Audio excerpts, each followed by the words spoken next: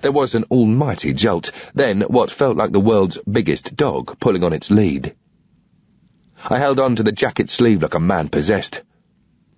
"Kick, Sarah, kick!" She didn't need telling twice. The combination of her efforts and the pendulum effect of the current swept her in towards the bank like a hooked fish. I got to my feet and managed to reel in 2 more twists of the jacket, taking a few steps towards the end of the bridge. By the time I reached the bank, I had hands full of jeans. I dropped to the ground above her, and we linked arms. She didn't need to be told what to do next. I heaved and rolled, and she used my body as a climbing frame. A moment later, and she was lying beside me on solid ground. I thanked whichever guardian angel was looking over me that day. She was coughing and fighting for breath. She wasn't going to be in any condition to help herself for a little while, and we had to get away from here. I hauled myself to my feet, bent down and scooped her up in a fireman's lift over my shoulder. I picked up the knotted jeans and jacket as I moved off, staggering more than running into the trees. I needed us to be out of sight of the helicopter, and to find some shelter. Ahead of me was a steep rise. I put her down while I got some breath back. I was shivering violently, and Sarah moaned as she, too, fought the cold and shock. I wanted to get beyond the rise into another lot of dead ground, so we couldn't be seen from the other side of the river. Her head lolled over my shoulder, her face close to mine. I was looking straight ahead and focusing on the trees, but I still heard the words. "Thank you, Nick." I tilted my head towards her and did my best to shrug. It felt strange to be thanked like this, and for the second time. Safely inside the tree line, I stopped and helped her to the ground. I turned away and leaned against the tree, my lungs greedily sucking in air. "Can you manage on your own?" I asked. To my surprise, the reply came from very close. I felt her hand on my shoulder as she said, "I can do it. Let's go." I moved off with her following over the rise and onto dead ground.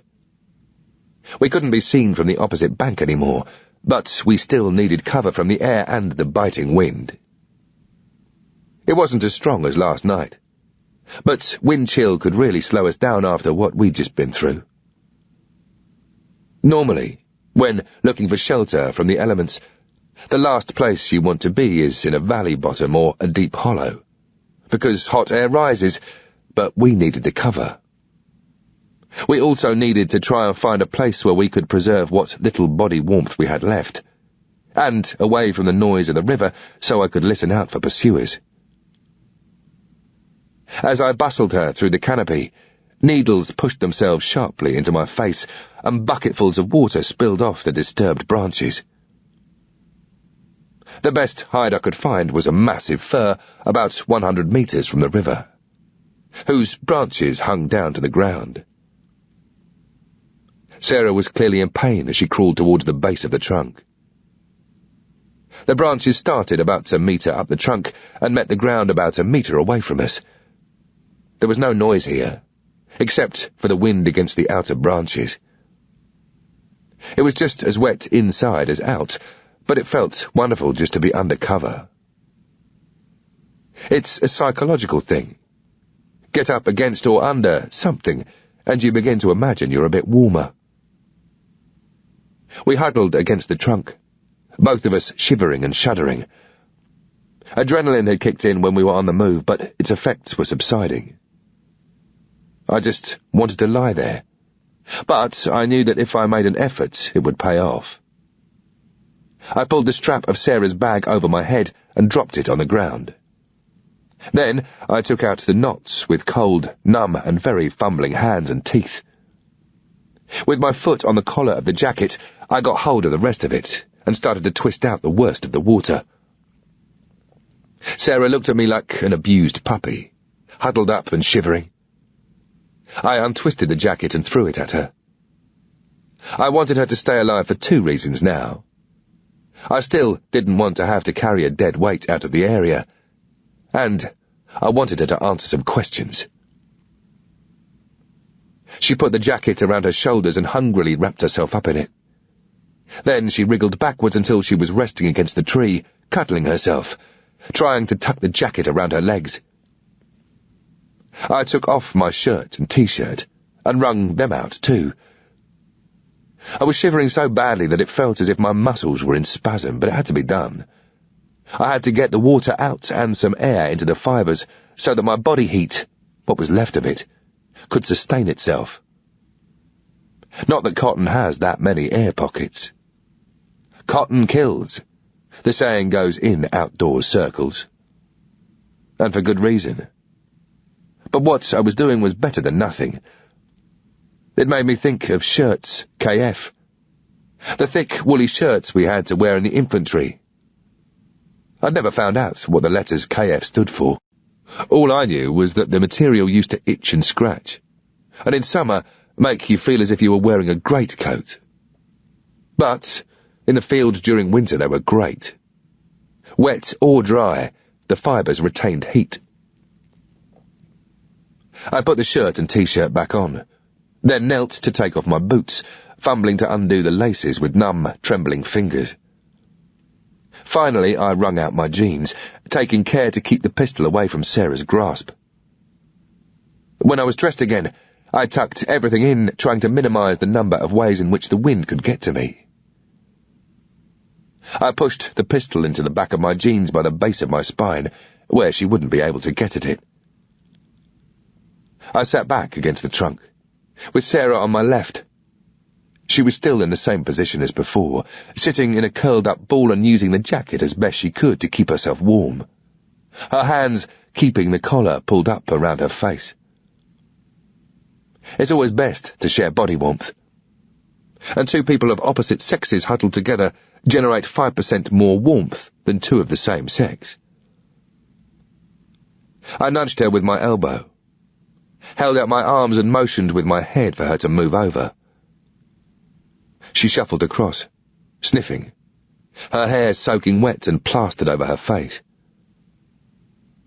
High above, a strong gust of wind made the tree sway. I straightened my legs, and she arranged herself in my lap with her left side against me. Then I lifted my legs to press her closer to my chest, which insulated her from the ground, and got more of her skin in contact with mine.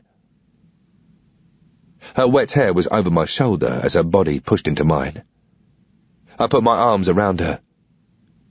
Neither of us could control our shivering. She snuggled into me, her head against my chest, and I could feel the benefit almost immediately. There was a silence, during which we both willed ourselves to get warm. I looked down on her wet, muddy hair, flecked with pine needles and bits of bark. It almost took me by surprise when she spoke. "I suppose they told you I'm a runner." Her body was shaking. She didn't move her head for me to see, but I could tell by her tone that her period of compliance was coming to an end. Something like that. I bent my head to listen for any follow-up, and raised my knees more to pull her nearer for warmth. "And I suppose you believed them? Christ, I've been putting this operation together for over 4 years, Nick. Now it's destroyed by some dunderhead who's sent to fuck me over." The dunderhead bit pissed me off. 4 years to do what? What operation? What the fuck are you talking about, Sarah? Her speech was slow, the tone that of a schoolmistress trying to show patience as she explains simple things to tiny minds. It was only partly working. Her shivering was making her speech disjointed. 4 years to infiltrate deep enough to discover their network in the US and Europe. That's what I am talking about. Infiltrate who? What? Why didn't London know? London? She paused. The reason London doesn't know is because I don't know who I can tell. I don't know the whole network yet, but the more I learn, the more I know I can't trust anyone." There was another pause. She intended it to give me time to think, but I left it for her to fill. After pulling the collar up further around her face to fight the cold, she took the hint. "I suppose they sent you to kill me." Her voice was slightly muffled by the jacket. "No. Just to get you back to the UK for questioning. It seems you are becoming an embarrassment." She scoffed at my answer. I could feel her shoulders shaking as she covered her mouth to hide the noise of her coughing laugh. "Oh, London." The laughter stopped, and the coughing took over. She looked up at me. "Listen, Nick. London have got it wrong. This isn't about embarrassment, for Christ's sake. It's about assassination." I must have had that vacant expression on my face again, because she reverted to her kindergarten teacher voice. "The team in the house? They were planning a hit on Netanyahu." To be honest, I didn't really give a shit about Netanyahu, so I couldn't help a grin. "The hit has failed. They're all dead, apart from one." Her head started shaking like a mechanical toy. She was deadly serious, or as serious as you can be when all your extremities are purple, including your nose. "No, you're wrong. There are still 2 more members of the cell. They were going to RV with us at the house today. You don't understand, Nick. It's not a job to them. It's a quest. They will carry on." There was real frustration in her voice. "Believe me, if Netanyahu dies, you will give a shit. It will change the way you live, Nick. That is, if you do." I hated all this beating around the bush. It was like being in the middle of a conversation with Lynn and Elizabeth again. "What the fuck are you on about, Sarah?" She thought for a while, as she buried her head back into the jacket collar. The sound of the rotor blades kicked in to join the wind above us, then died as quickly as it came. "No, not yet. I'm going to keep that as my insurance. I need to make sure you get me out of here. You see, Nick, I don't believe you're here to take me back to London. It must be more important than that, or they wouldn't have sent you." She was right, of course. I would do exactly the same if I was in her position. "Look, Nick, keep me alive and get me out of here, and I'll tell you everything. Don't let them use you. Give me time to prove it." I hated not having control. I wanted to know more, but at the same time I wasn't so desperate that I would lie awake at night with worry. I didn't reply. I had to think. And I was going to take her out of there anyway, whether she liked it or not. She adjusted her body on my legs and looked up again and stared into my eyes. "Nick, please believe me. I've got involved in something where nobody can be trusted. And I mean nobody." She kept her eyes locked on mine. She had just opened her mouth to speak again when we both heard the sound of somebody crashing through the trees. Whoever it was wasn't having much luck with their footing. They hit the ground with a loud curse. "Shit!" It was a man's voice. I didn't need to say anything to Sarah. She jumped away from me, and my hand reached for the pistol. The man must have got up, only to fall down again immediately with a grunt as he scrambled to recover. "Oh, fuck! Fuck!" On my hands and knees, I moved slowly to the edge of our hide and pushed my face against the branches. It was the American. He was stumbling around in the mud, his clothes soaking, his moustache looking like a drowned rat. He was heading in our general direction, looking as bedraggled as we were. But he wasn't just running. He was looking for ground sign. He was tracking us. I crawled back to Sarah and whispered in her ear. "It's your American. Go bring him in." She shook her head. "It won't work." "Make him." "He won't fall for it." "You're the one that needs his clothes, not me." She thought about it, then nodded slowly and took a deep breath. I watched as she turned away from me and crawled out of the hide. I heard her call, "Lance! Over here! Lance!" I moved to the opposite side of the tree, pushing back under the branches just in case Sarah decided to become Lance's best friend again. I lay down and brought my pistol up into the aim, the barrel just clearing the branches. I could hear her talking to him as they got nearer. It was Arabic, but spoken rapidly. She was still gobbing off to him at warp speed as she shuffled backwards into the hide. I started to feel vulnerable now. Why was she talking to him like this? I'd already heard him speak English. It could only mean trouble. But fuck it. Whatever she was planning was about to happen. Chapter 19. The first things to appear were his hands, the backs of which were covered in hair and looked way too big for his wrists. Then his head and shoulders, face down to avoid the low branches as he pushed his way in. He was nodding and agreeing with whatever it was that Sarah was saying as she followed him in. He didn't look up until he was right inside the shelter. When he did, he saw me crawling out of the branches opposite him. His eyes widened as he saw the weapon, and he shot a glance back at Sarah, looking for some kind of clarification or reassurance. He looked back at the weapon, then at her again, trying to work it out. After a couple of seconds, he gave a deep sigh and lowered his head, rocking it slowly from side to side. Sarah was level with him now, and jerked her head to indicate for him to crawl forwards a bit more. He did as he was told.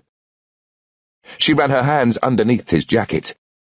I watched her like a hawk, ready to react if she tried to grab his weapon and draw down on me.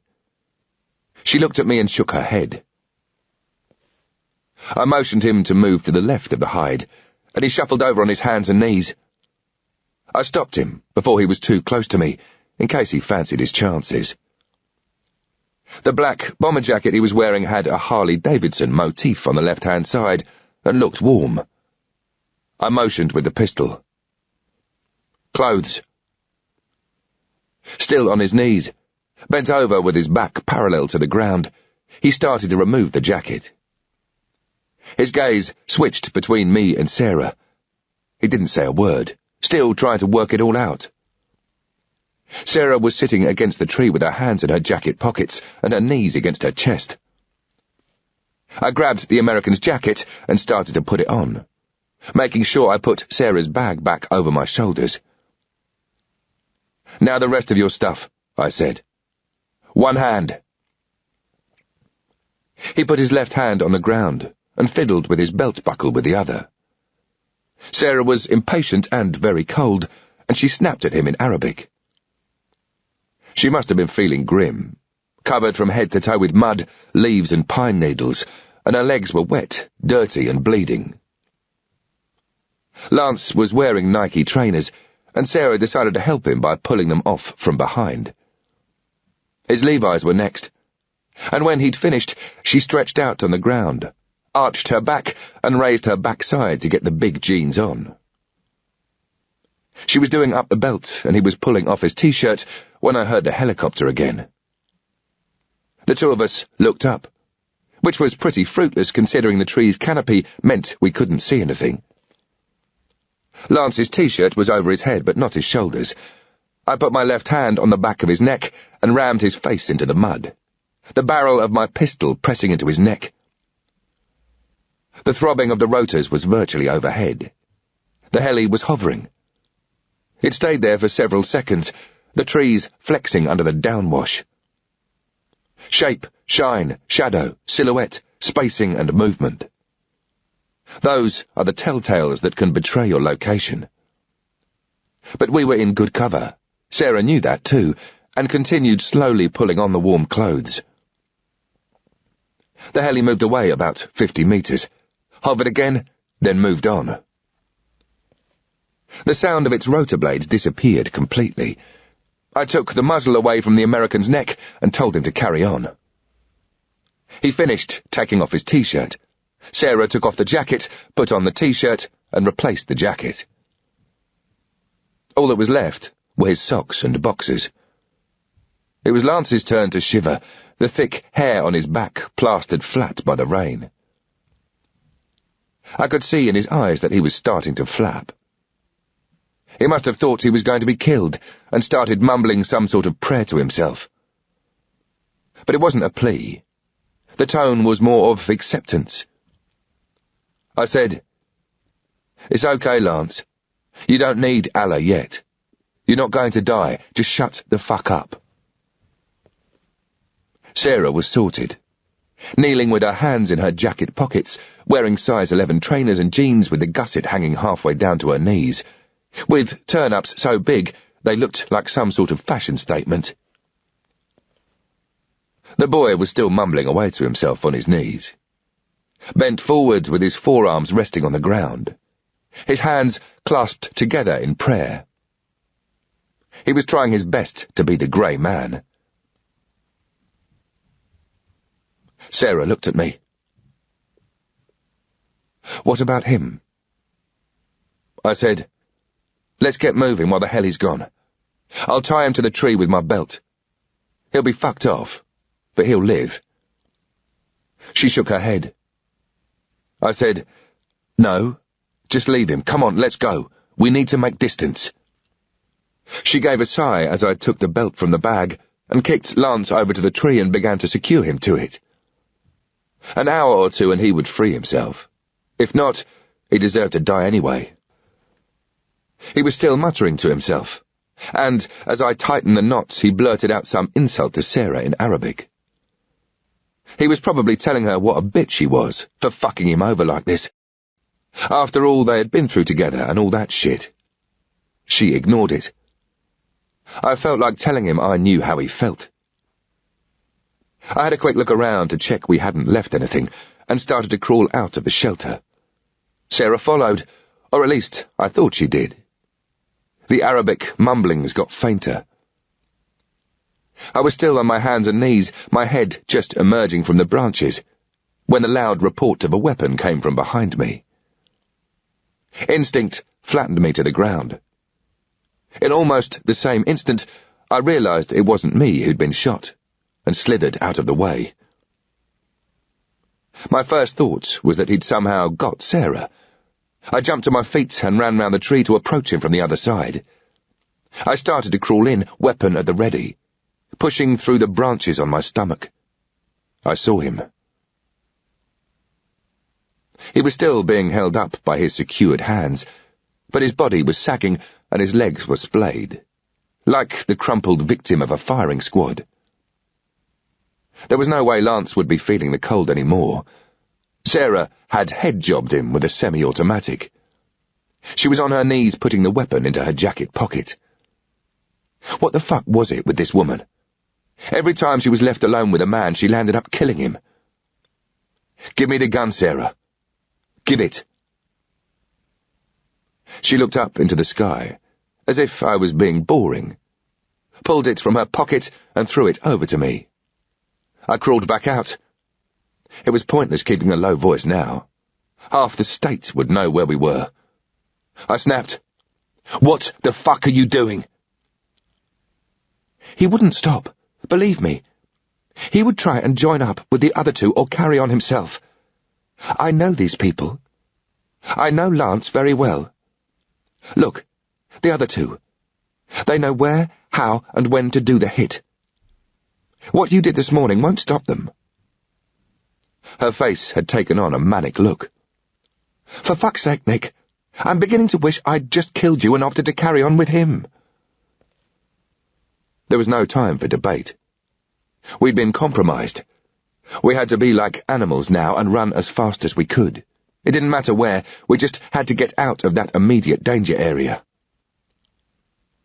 Only when we were a safe distance away could I stop and assess. Assuming the shot had been heard, there would be chaos at the police control centre, as it was reported over the radio net. They would just have been starting to work through all their post-incident procedures when, literally, bang! Another problem. Initially they'd be confused, but they'd soon figure out where it had come from, and direct the helicopter and follow up our way. We legged it.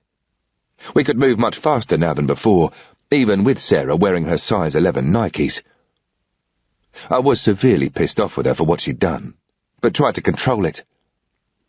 Once you allow yourself to get angry, you stop concentrating on the aim, which in this case was to make distance. Whether or not she was lying wasn't an issue at the moment. I didn't care. The only thing that mattered right now was escape. The helicopter swooped over the canopy. We stopped in our tracks and took cover beneath the trees. But the aircraft wasn't hovering this time. It was moving fast and low. It crossed directly overhead, blasting torrents of rainwater from the trees onto our heads, then roared away at speed. I decided to keep going in the same direction, a straight line away from the house. I wanted to find a road or some habitation. A house should mean a vehicle. It was fully light now. Our faster pace had got some body warmth going, and if anything I was starting to overheat. Just like me, Sarah was puffing and panting as we scrabbled up the rises and stumbled headlong downhill. There was no need to explain to her what I was doing. She was actually a help, because it was so much easier to have two sets of eyes and ears. After 30 minutes of hard running, we finally hit a road.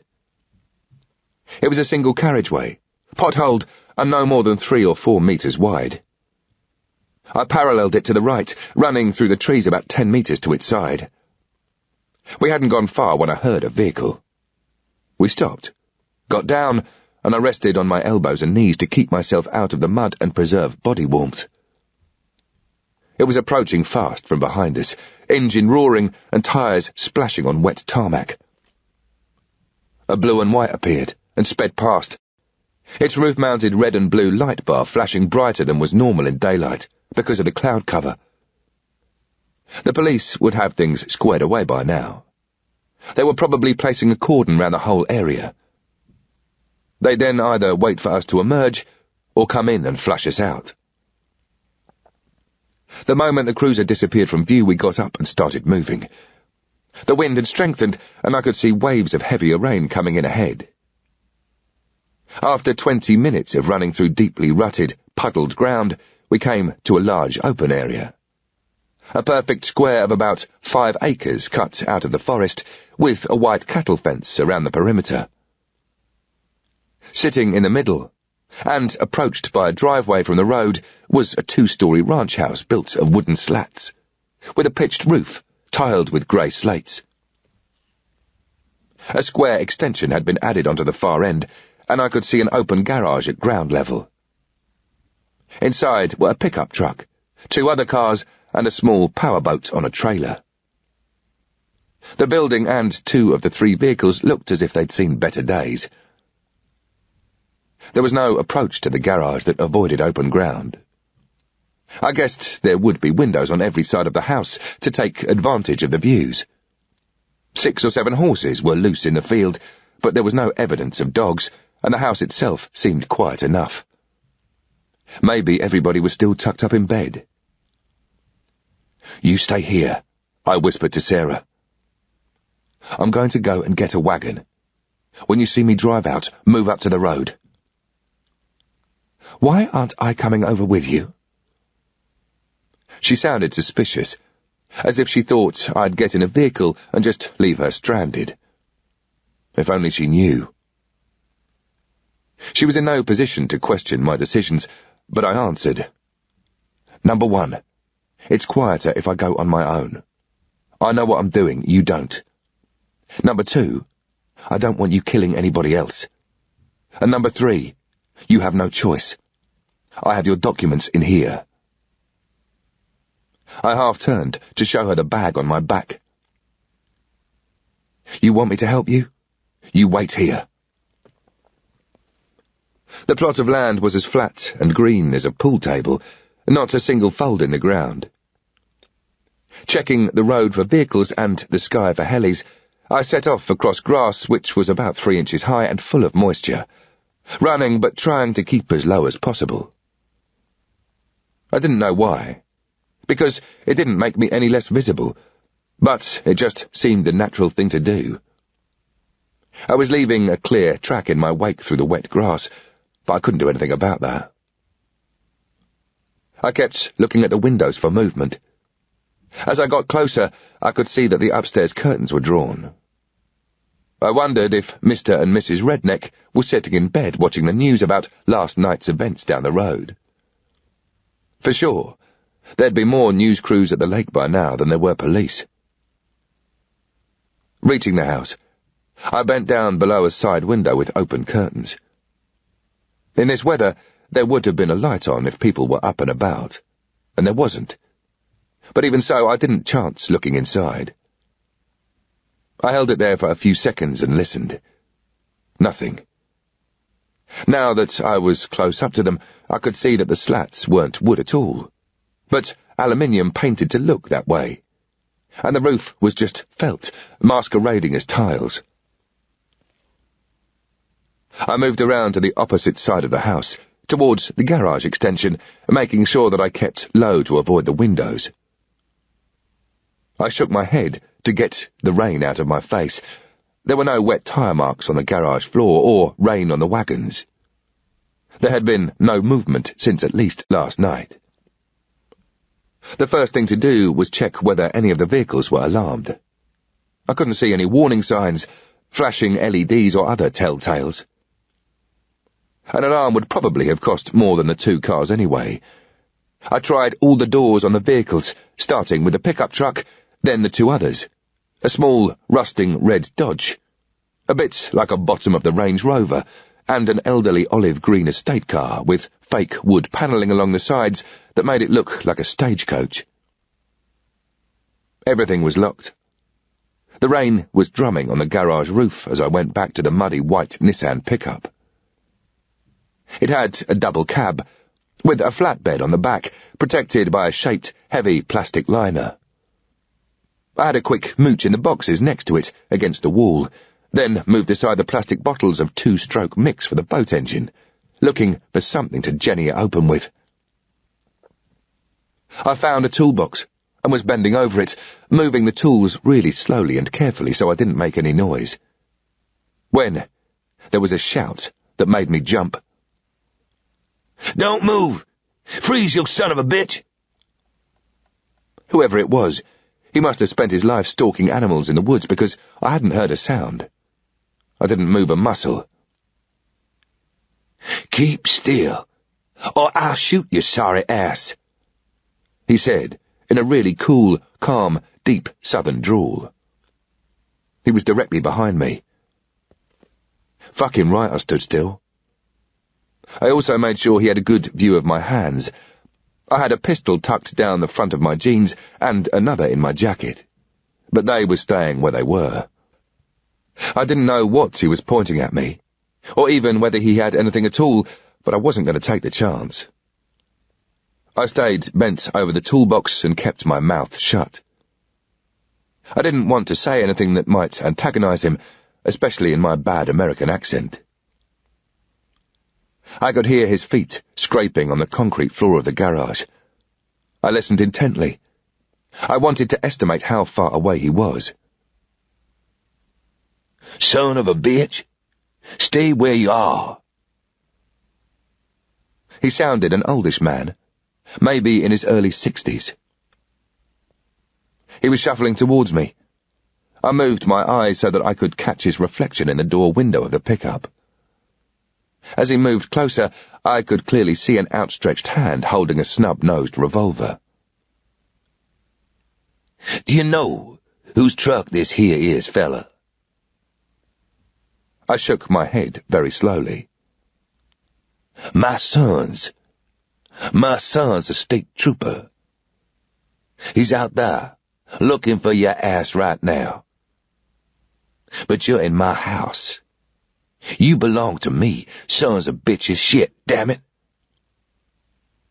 Either I was right. They had been watching breakfast TV, or Mr. and Mrs. Redneck's little boy had been on the telephone to fill him in on events. He carried on. The troopers is coming now to drag your ass in, fella. Shit. That's my son's truck. He worked dad-burn hard for that, motherfucker. Shit.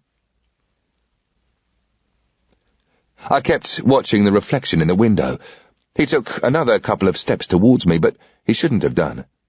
You never get too close to someone when you're holding a pistol. What's the point? It's designed to kill at a distance. Another step, and I could see the detail of the weapon. It was a .38, the same type as the young black guy had been buying at Jim's, as the salesman had told him. Just point it like your finger at the center mass, and it will take them down. The hammer was back, which wasn't good for me. Revolvers work on a double action. To fire, you have to make a very positive squeeze on the trigger, which works both actions, pulling the hammer all the way back and letting it then go forward.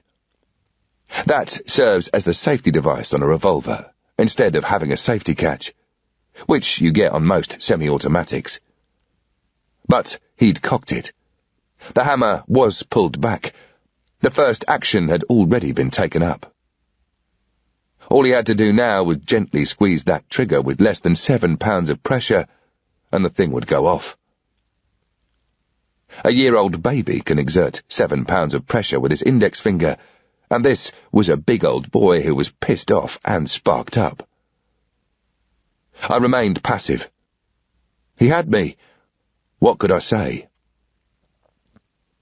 The reflection moved and he was almost on top of me, and then I felt cold metal in the back of my neck.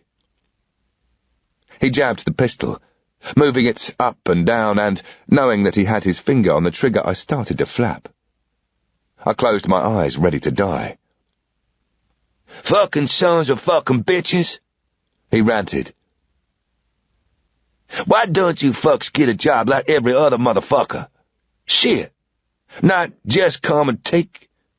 You're not gonna take here." I opened my eyes and looked in the window. He had his arm fully extended and the muzzle was still in contact with my neck. Either he was going to kill me by accident if that second pressure was pulled, or I was going to get fucked over well and truly once the son and his trooper mates arrived on the scene. If I was quick enough on the initial move, I'd be safe for a second. It was what I did afterwards that would decide whether or not I lived. I was going to get caught or I was going to die, so anything I did before that was a bonus. I didn't want him to see me taking the 3 deep breaths to fill my lungs with oxygen, so I just let him get on with jabbing the muzzle into my neck while I closed my eyes and got ready. He cackled at his own humour as he said, "My son's gonna kick your sorry ass, you fuck." He was getting more angry as he gained confidence. "Why is you here doing your killing? Get home and do your killing there. Shit." He was thinking of something to add. He found it. "Sons of bitches." I took the final breath and opened my eyes. Fuck it. Just go for it. Ah! Stepping forward with my right foot, and at the same time swiveling left on the other, I raised my left arm, bellowing like a lunatic. I was hoping for 2 things. That it would confuse him, and that it would also spark me up. It didn't matter to me which part of my left arm hit his weapon arm, as long as it did. My arm connected, and I could no longer feel cold metal against my head. My left forearm now had to keep contact with his weapon arm as I carried on swiveling round so that I was facing him. He was bigger than I'd expected. His unshaven face looked like crinkled leather, and it was topped with a riot of uncombed grey hair. I grasped the material of whatever he was wearing on his weapon arm, trying to keep the .38 facing anywhere but at me. A round went off, and the reports echoed around the garage. He probably didn't even realise he had pulled the trigger. I kept turning, and he started to scream back at me and holler for Ruby. His face was no more than 6 inches from mine, and I could smell his bad breath and see his toothless mouth, wide open. For the full 2 seconds my move had taken, my eyes had never left the pistol. In theory, the rules of squash apply. Never take your eye off the ball. But I'd always found it hard. Sometimes I reckoned it was just as effective to look at the other player, because just before he hits the ball his eyes will tell you if he's bluffing a hard one and is in fact going to hit it gently. It wasn't something I'd been taught. It was just something I found myself doing instinctively in that situation. Maybe that was why I was such a crap squash player. As I turned further, so did he. The look on the old boy's face was not a happy one. A couple of seconds ago, things had been going really well for him. And yet now he thought he was about to meet his maker. His head and body were turning away from me, presenting his back, and with my right hand I was able to slam his head against the wagon. There was a thud on the window as he made contact. With me still gripping what I could now see was the blue overall sleeve on his left arm. I pushed him hard against the pickup with the weight of my whole body, knocking the air out of him. I pushed with my right knee against the back of one of his kneecaps, and he buckled. I held his head to control his fall. I didn't say a word. I didn't have to. He was on his knees, spread-eagled against the wagon, his face pressed against the door. I gripped his weapon arm and shook it. The .38 clattered to the floor. But that wasn't the end of it. This boy wasn't giving up. Spit and blood flew out of his mouth as he raged. "You son of a fucking bitch! That's all you want to do? Come here and take... shit!" I was worried about his wife. Was Ruby on the phone to the police, or getting out the shotgun? I stepped back and drew my own pistol, kicking his left arm to get him right down on the floor. Then I delivered a couple of persuaders for him to get under the pickup. Now what? I ran. I sprinted out of the garage, turned left past the front of the house and legged it across the grass, following the track I'd made on the way in. The rain was pelting down. I heard a woman shout behind me, but I didn't look back. There were no shots. I vaulted the fence and made my way through the woods to Sarah. She was on her haunches against a tree. I collapsed next to her, panting on my hands and knees. I looked up and we exchanged a glance. What could I say? I'd fucked up. You can be so close to civilization, yet when you're wet, cold, hungry, and don't exactly know where you are, it can seem so far. There was a gap that she filled. What now? Let me think. I looked back at the house. There was no movement. Ruby was probably in the garage, dragging her husband out from under the pickup before heading back to the phone. My mind was racing through all the options, but the decision was made for me. A cruiser ripped along the road from the opposite side of the house, a blue and white blur in the driving rain. No sirens, no lights, just a foot flat down on the gas pedal. If it was Mr. and Mrs. Redneck's little boy responding to the call, he wasn't going to be happy with the way I'd abused his father's southern hospitality. I got up and started to move. They would be following up big time, tracking the sign I'd left in the grass. I ran back the way we had come, then hung a right towards the road. At that moment, I heard the helicopter rattling through the sky. We got into tree-hugging again. The moment it had flown past, and not even bothering to look behind me to check for Sarah, I started motoring through the forest. She would just have to keep up. Reaching the edge of the wood near the road, I dropped onto my hands and knees, watched and listened. The only sounds I could hear were my own laboured breathing and the rain hammering on the tarmac and leaves. Sarah flopped down beside me. I crawled to the very edge of the tree line and looked out. The wet, potholed single-carriageway road was deserted. Chapter 20. We both lay there in the mud, lifting our heads and checking for movement, like a pair of meerkats. I couldn't see anything, just solid walls of rain. Finally, I nodded to her. She acknowledged. I got up and sprinted across the road, but instead of going into the tree line, I cut left and started following the edge of the tarmac. She shouted, "Nick, what are you doing? Come on, let's get under cover." I turned and waved her towards me. She hesitated a moment, then understood and ran to join me. I kept to the roadside for another 30 metres, checking backwards, forwards and upwards for movement. I chanced about 10 metres more and knew I was tearing the arse out of it. I ducked to the right and moved into the tree line. Even if they followed up with dogs, it would take them a while to re-establish our trail, for the surface scent would be washed off by the tarmac by the heavy rain, slowing the dogs down severely. It would then be up to the trackers to cast for sign in both directions and along both sides of the road, because, for all they knew, I might have doubled back. Only when, or if, they refound our trail could they get the dogs back on the scent. For the next half hour I picked my way through dense forest. The ground was undulating and littered with knolls. It was hard going, but excellent cover. The sort of terrain that a light aircraft might crash into and never be found. I was heading in this direction for no other reason than that I wanted to. Sometimes there is no absolutely correct answer.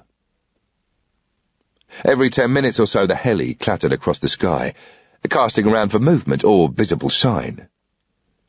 This time it got a bit too near. We stopped and hid, using the chance to catch our breath. Both of us were still soaked to the skin with rain and sweat. As the heli came in low over us, the trees swayed with a downwash, and another 60 gallons of rain cascaded through the canopy. My throat was dry and rasping as my chest heaved, the only positive thing being that all this effort was keeping my body core nicely heated. Still, the helicopter didn't move out of the area. He was there, somewhere, low and slow. I looked back the way we'd come and saw the ground sign we'd left. It would be easy enough, even for the untrained eye to follow, but for anybody who knew what they were doing, possibly with dogs, it was a floodlit motorway. Deep down, I knew it wouldn't take them long to find where we'd crossed the road. From there, it would be simple. We were travelling through wet forest, over stinking ground, in rain and fog. Perfect terrain and conditions for keeping a scent glued in position. What was more, they would be following on fresh legs and able to call up reinforcements at will. And after a while, they'd be able to predict our direction of travel so that others could intercept us. Then again, maybe they didn't have dogs or trackers on the case yet. It wasn't as if such things were on 24-hour standby. Visual tracking is not the most popular skill for a person to take up, and exponents are in short supply. Maybe it would take them hours to mobilize somebody, and maybe they lived on the other side of the state. Maybe. Whatever. Every man, but hopefully not his dog, would be out looking. I had to admit to myself that I had no idea where we were going, and we were gradually exhausting ourselves. A decision had to be made. Did we hide up and wait until dark to move out of the area, preferably by vehicle, or did we take our chances now? The heli's blades chopped the air above us. It didn't seem to be going anywhere. This was strange. It wouldn't be able to see a thing under the canopy, and in a backwoods area like this it was unlikely to be fitted with thermal imaging equipment. It was a full 10 minutes before I heard a change in engine pitch, and the aircraft rattled off into the distance. I moved from under the tree and continued running. Our pace was slowing perceptibly. I was fucked. My footprints were getting closer and closer together as my strides shortened. To a visual tracker or trained dog, it would be the encouraging sign of a slower, moving quarry. I glanced behind me. Sarah looked like death on legs. I tried to think of positives. If you run at 10 miles per hour for 1 hour in an unknown direction, you could be anywhere in a circle of just over 300 square miles. An hour later, that will have become an area of 1,256 square miles. In the Lone Ranger, Tonto used to stop and say, "5 wagons, 2 hours ago. That way, Kimosabe." Luckily, real life isn't that easy. And Tonto lives in Arizona. I decided to lie up and wait until last light. With no compass or stars to guide us, I could be going round in circles for weeks. During darkness, the plan would be to move to a known quantity, the road, and parallel it until I could get my hands on a vehicle. I carried on for another 10 minutes or so, with Sarah now up with me. About 60 or 70 metres away to my half-right, there was something which looked as if it could work. A fallen tree on higher ground, its branches still intact, but decaying. It had fallen down a sharp bank. It would give us ideal cover from view from the air as well as the ground, and, just as important, it would give us cover from the elements. If the police didn't get hold of us, I didn't want the weather to finish us off. It wouldn't be long before exhaustion and cold would take their toll. "What are we doing now?" Sarah asked. "Why have you stopped?" I didn't bother replying. I was looking back at the route we'd taken. Then I turned round again and looked forward at the tree, off to my half-right. The ground ahead was the same as behind, rises with lots of dead ground beyond. I turned half-left and started kicking my feet, leaving obvious sign. I wanted them to see my direction change away from the fallen tree. Sarah followed on behind, puffing and panting, struggling to keep the size 11 trainers on her size 5 feet. Over a rise and in the dead ground beyond was a stream a couple of metres wide. I headed down and waded straight into the freezing water. I checked behind me and couldn't see the tree. Sarah stood her ground on the bank. "What are you doing?" "Get in." The water came over my knees.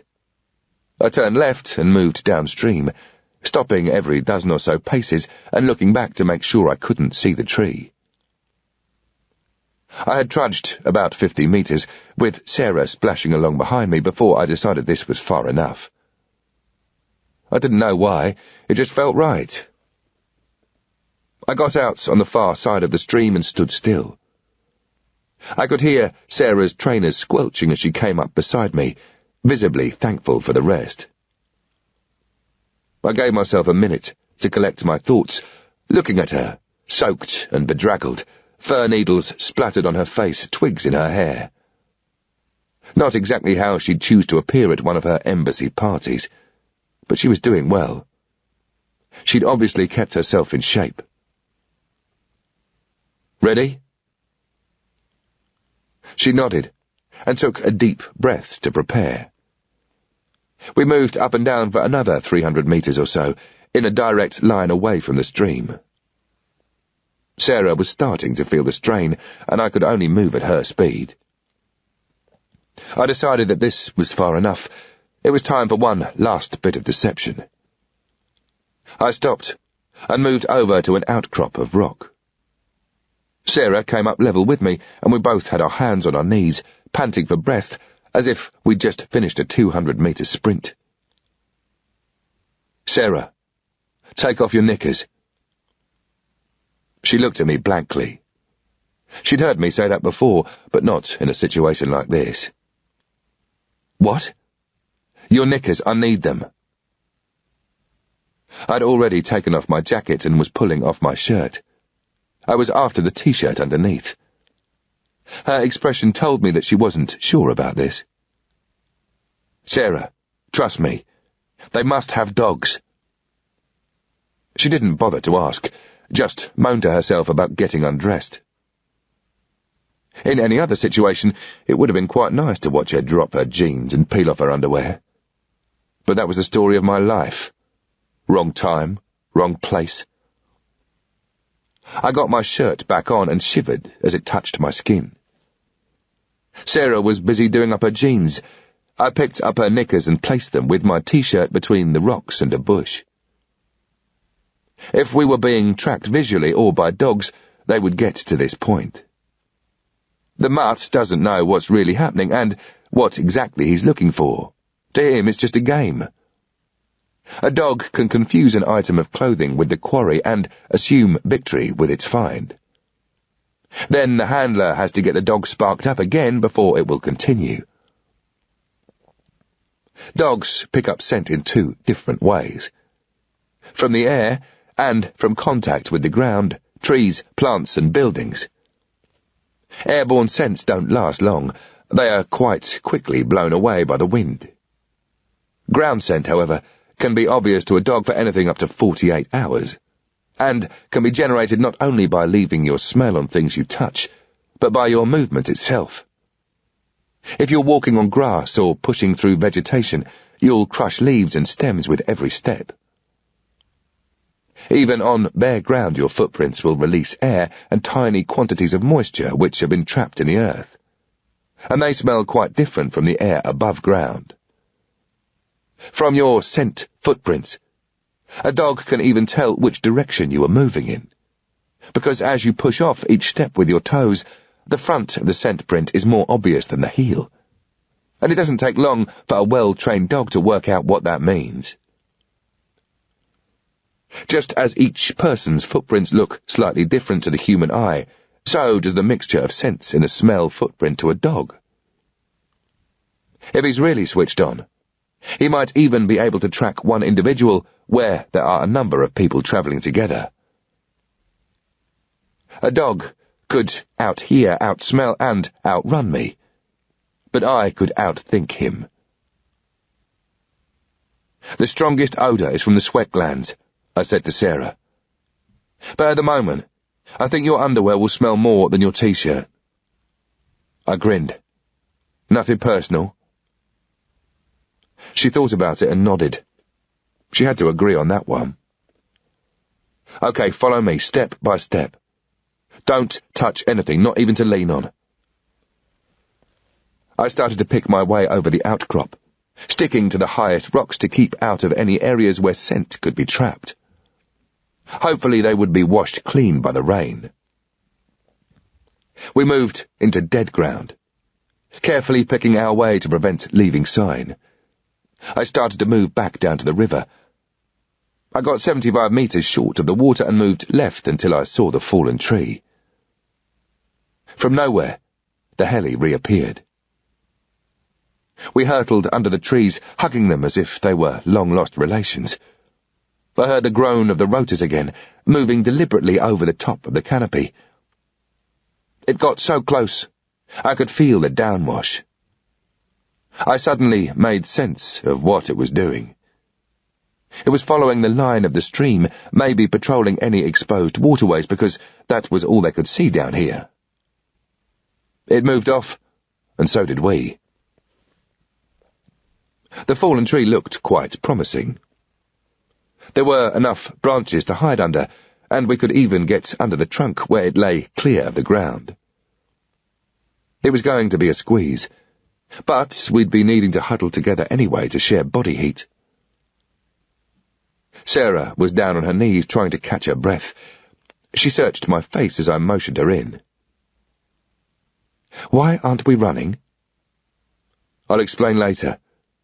Just get under cover." She squeezed in and I followed.